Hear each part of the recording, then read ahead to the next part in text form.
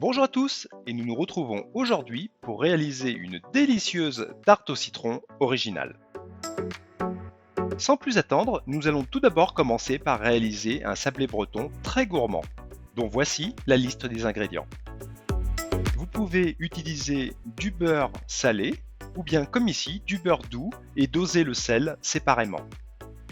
Dans un premier temps, nous allons blanchir les jaunes d'œufs en les mélangeant avec le sucre et en les battant à l'aide d'un fouet.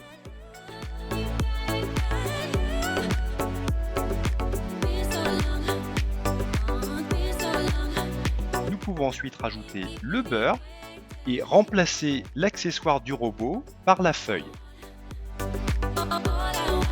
Lorsque le mélange est bien homogène, on peut rajouter le sel ainsi que le mélange de farine et de levure chimique en plusieurs fois.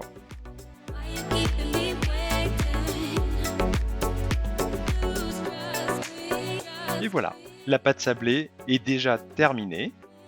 Vous allez pouvoir la retravailler légèrement sur le plan de travail pour ensuite la mettre en boule et la recouvrir de film alimentaire. Il ne vous reste alors plus qu'à la laisser reposer au frais.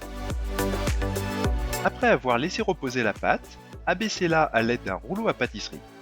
Je vous recommande de le faire sur du papier cuisson pour éviter que la pâte n'attache au plan de travail. Découpez ensuite votre sablé breton en vous aidant par exemple d'un cercle à tarte. Il ne reste alors plus qu'à le faire cuire en le passant au four pendant environ 20 minutes à 170 degrés.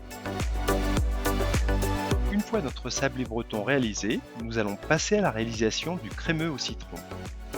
Pour les ingrédients, n'oubliez pas d'utiliser des citrons non traités car nous allons utiliser le zeste des citrons.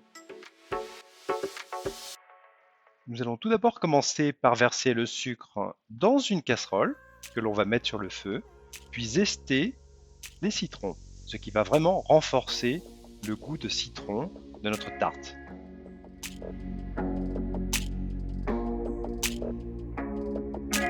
Mélangez bien les zestes avec le sucre à l'aide d'un fouet avant de rajouter le jus de citron, la fécule de maïs ainsi que les œufs. Fouettez le mélange jusqu'à ce qu'il épaississe et ensuite vous le sortez du feu, puis vous allez pouvoir le mettre dans un récipient séparé pour arrêter la cuisson.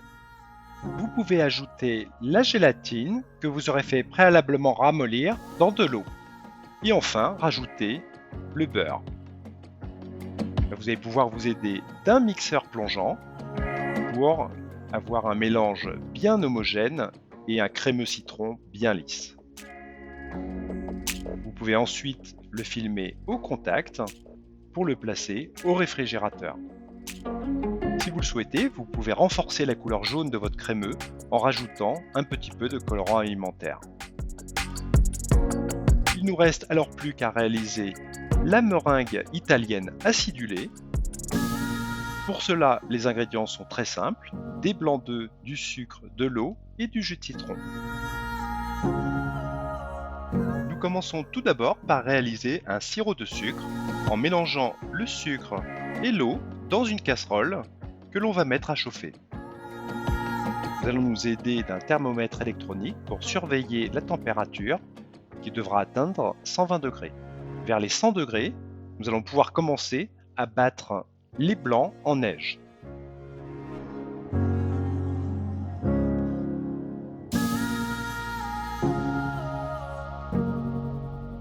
Et une fois que notre sirop de sucre atteint les 120 degrés, nous allons pouvoir rajouter dans les blancs en neige le jus de citron, puis le sirop de sucre en le versant délicatement dans le mélange et en n'arrêtant pas de fouetter.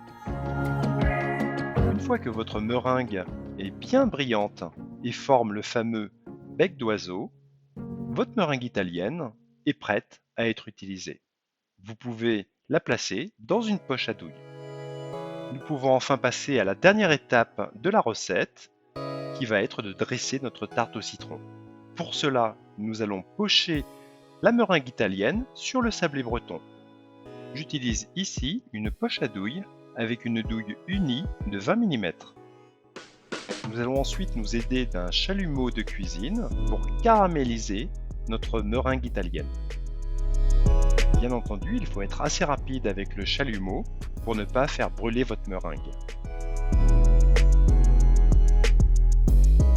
Nous allons ensuite venir pocher le crémeux au citron. Et pour cela, j'utilise toujours la même douille unie de 20 mm. Enfin, pour une touche d'esthétique, vous pouvez zester du citron vert sur votre tarte. Et parsemer la tarte de petits bouts de citron vert pour apporter du peps au dessert. Voilà, c'est tout pour la recette. Comme d'habitude, n'hésitez pas à mettre un pouce bleu et à vous abonner à la chaîne. Bonne dégustation et on se retrouve très vite pour une nouvelle recette gourmande.